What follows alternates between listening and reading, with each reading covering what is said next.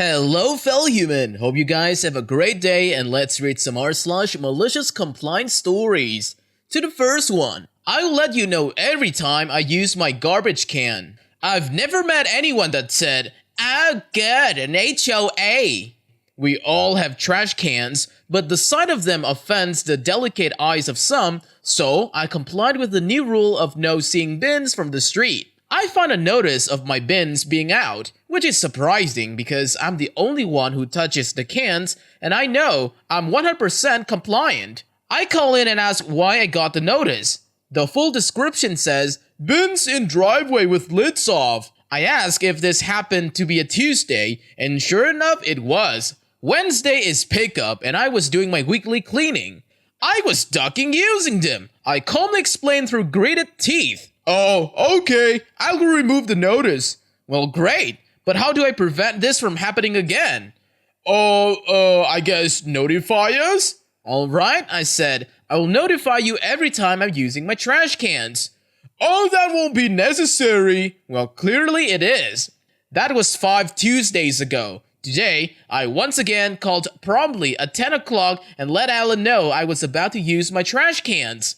You know what, Mr. OP? I'm just going to put a hold on any trash can notices for you." Hey, that would be swell, Alan. That would be swell. Wait, so you just called him at 10 every Tuesday for 6 weeks straight? Well, that was amazing. The second story. Sorry, you revoked my overtime privileges yesterday. This was several years ago when I worked at a redacted big-name coffee shop. My shift was 5 a.m. to 1:30 p.m. and often around 1 p.m. giant groups of kids on school field trips would come through the area. This was a coffee shop located in a major CA city, very close to a bunch of museums. I had been working a lot of overtime because of it to help my coworkers through the rush. I got written up by my supervisor for doing too many overtime shifts without approval. I was explicitly informed to not work overtime again. I had lost overtime privileges until corporate deemed I could have them again, and working overtime again prior to that would result in further disciplinary action. The day after I was written up, right as my shift ended, 3 big buses full of kids unloaded and filled the shop. At 1:30 p.m. on the dot, my watch alarm went off and I went to go clock out. The store manager who wrote me up the day prior said, "Wait, where are you going?" I reminded her that I'd lost my overtime privileges, clocked out, retrieved the shift drink I'd made for myself right before the rush, and left. The next day, I was informed that my overtime privileges had been reinstated. Haha, yes, the joys of incompetent management. Good job teaching them a lesson. The third story.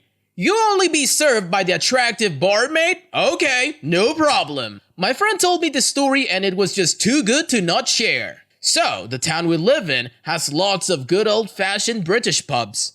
And one that is pub during the week and then turns into sort of a club at the weekends. Since it's the only place open past 12/1 a.m., it tends to attract a lot of drunk jerks. My friend was working one night with 2 other bar staff, one other guy and a girl who I've been told was pretty attractive. It was about like 11:50 p.m. and a guy walks up to the bar. My friend wasn't serving anyone at the time and goes to take his order. No thanks, mate. I'll wait for her." My friend tried to explain that she was serving customers at the other end of the bar and that he would be the one to take his order. "No, I am only getting served by her, no one else." Well, sure, mate, no problem. My friend then waits for his colleague to finish serving her existing customer. By the time she's done, it's around 11:57 p.m. So my friend turns to her and says, "Hey, you've only got like 3 minutes left of your shift, so you might as well leave now. We have got it covered." So she leaves. My friend and the other guy working both refuse to serve him for the rest of the night as per his request. Well, this thirsty clown ends up dying of his own thirst. The fourth story. The $15,000 equipment is too expensive for your department to purchase? Why don't you just rent it for $48,000 a year? Back in the days when 33.6 kilobyte per second modems were hot crap, I worked for the engineering department of a growing company. This company had started small. It was privately owned, and the VPs had all put in a portion of their own money to start the company. By this time in the story, they were finally making a respectable 30 to 40 million a year in profits. But they still acted like a small company, penny pinching. Our engineering department was designing circuit boards with embedded computer systems, and to program these, instead of soldering the microcomputer to the board, we should solder on a microcontrol socket, and then plug in an in-circuit emulator that would prevent it was a microcontroller and allow the programmer to create the required program. This in-circuit emulator, or ICE, was made by Hitachi. It plugged into a free PCI slot on your PC and had a ribbon cable that would attach the specialized microcontroller die that plugged into the socket. It was a mess. It gave our tiny IT department headaches. And it cost $15,000. And it was an absolute necessity for most of our most popular product lines. And there was only one of them. And we were renting it. It cost $4,000 a month. The first month we had it, our CTO and marketing VP planned out our whole new product line around this family of microcontrollers. So at the end of the month, us engineers asked management to buy this for us, since we would be using it for a while. The engineering VP saw the price tag and told us to just rent it. Surely we would be done with it soon. Engineers, being practical, forgot about the objection and just put our noses to the wheel. The CTO and marketing made plans to keep us busy using this microcontroller line for a while. They pre-ordered a few million chips. After a year, the VP of Finance asked about this recurring contract line item. He called the engineer who had originally started the contract. The engineer helpfully forwarded the approval from the engineering VP and his later mail asking to buy it, and the VP's reply were demurred. By the end of the week, this toy was ours, along with the second one, since finance determined that product rollout was being affected by not enough access to the equipment. Hitachi just gave us the first one, stopped charging us, and never asked for it back. We paid $15,000 for a second one. No one got fired or demoted, but at the next department meeting, the engineering VP tried to tell us that we didn't have enough money to upgrade our PC. That one engineer spoke up. Would $40,000 cover it? The company found the money. Well, that guy is a legend. Nobody got fired or demoted, but I hope this guy got promoted. The fifth story. In order to request time off, I must fill out a sheet directly below the schedule posted in the break nook that all employees can see, and it asks for the reason why I needed time off. I don't need every single person in a company knowing my personal business, so I never filled that spot in and was reprimanded for it and refused the time off. I was told I had to give a reason. Enter malicious compliance. I started getting very specific about complete false reasons. Random Tuesday dentist appointment? Yep. Gambling addiction counseling.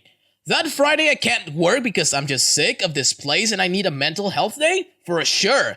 Testicular cancer screening. Today, I was asked to stop filling the reason box. Well, you can always write down consulting lawyer about privacy violation in the workplace. The sixth story. My boss loves to call me at 6:15 a.m. to ask me if I would like to fill the shifts of the people who just called in sick. This is an everyday thing. I was bored and frustrated, so I decided to volunteer at 3:30 p.m. to call this same manager to ask if they needed extra help. He got super pissed and tried to write me up for it. I showed the GM the timestamps of the calls I had received. I don't get calls anymore. Well, good GM and clever idea on your part. The seventh story. My appointment was cancelled for being 5 minutes late. I guess I have to reschedule. This happened about 4 years ago when I got a summer job at my university. The job was working for professors that I had worked with before, and they asked me last minute to teach a summer workshop to 9th and 10th graders. So with less than 2 weeks before the camp starts, I have a bunch of paperwork to do first, including the clearances that say that I can work with kids. One of these is an official FBI check for which they need my fingerprints. Well, I needed to do the physical fingerprinting right away in order to get the result in time. Luckily, I was able to book a fingerprinting appointment for that Friday, booked 20 hours in advance as required, which would be just barely enough time to get the result. That Friday, I catch the subway to campus and it's atrociously slow.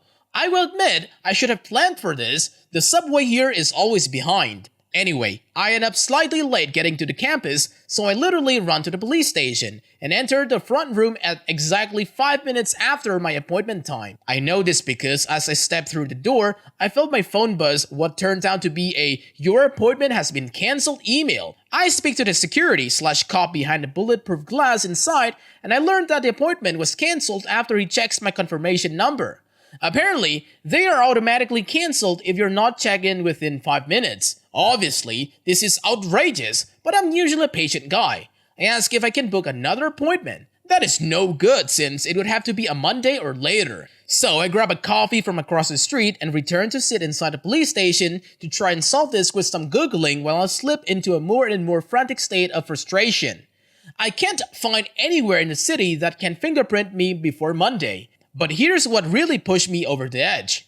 While I'm sitting there, at this point 30 minutes past my appointment time, someone else comes in for fingerprints. She shows up 5 minutes early, they take her in immediately, and she's out before her appointment was even scheduled to begin. The entire thing took her about 2 minutes. I point out to the cop behind the glass as politely as I can that clearly someone could see me right now because her appointment is already over. Why can't I just have the current slot? But the cop insists that since my appointment was cancelled, the registration info was no longer in the system and I can't be seen today. That's when the idea comes to me and I confirm with him that showing up early is not a problem because they would have my appointment and registration info in the system. You see where I'm going with this? So I quietly sit down and take out my phone. About 10 minutes later, I calmly approach him again and say, "Hello, I have a new appointment to be fingerprinted. I'm about 72 hours early." I've never seen such exasperated sight in my life, but he checked my new confirmation number and everything was in order. Within 10 minutes, I was walking back out after getting fingerprinted. Well, at least he didn't try to fight you with it about it. I wouldn't have considered that. The 8th story. Civilian dependent wife demands salute because of her husband's rank. There are a handful of rules to saluting in the American military. The when, why, and how is drilled into you from boot camp until the day you leave. Even the order in which the salutes are rendered have meaning. When it comes to vehicles, there are helpful insignia and stickers to indicate if it's an officer, such as colored sticker located on the front windshield. My base was small enough where it was everyone's job at some point to do sentry duty at the front gate, which had housing for military families. Sentry duty was pretty basic. You'd stop every vehicle, check IDs, and then wave them through. If they were an officer, you'd see it coming with those colored stickers, and after verifying the identity of the officer, you'd salute and send them on their way. On the day while on duty, I approached a vehicle with an officer's sticker, and there was only the officer's wife driving the vehicle. I returned her ID, wished her a nice day, and waved her through. Pausing with a stern look, "Where is my salute, petty officer OP?" Now, Karen here was a wife to a higher ranking officer and has clearly fallen under the impression people are saluting her somewhere along the way. Some of the junior enlisted might have been saluting her as they're pretty easy to bully and prone to more duck-ups. I politely replied, "Ma'am, salutes are only rendered to commissioned officers." Angrily pointing her chubby little fingers at the front of her windshield towards her husband's officer's sticker, "I have a sticker and you need to salute to this sticker." Curtly, I continued, "I'm afraid that sticker is not an officer either." Frustrated, she pulled it through and left my post. My cover guy, the guy keeping me safe with a big gun, and I watched her drive down the street and pull right into the administrative building with the top right hand hoved into the building as quickly as her soft, crappy body would take her. We exchanged a look between us with wry smiles, knowing exactly where this is probably going. Later that day, we get a new official base-wide mandate. From here forward, all enlisted will salute vehicle stickers of officers regardless of who's in the vehicle. Well, roger that! This is where the malicious compliance comes in. It's worth noting that when you salute an officer as enlisted, you do it first and you hold that salute until you are saluted in return and they lower theirs. Only then do you lower your salute. It signals that you're saluting them and they are replying. Additionally, when saluting a group of officers, you generally direct your salute and greeting to the highest ranking individual.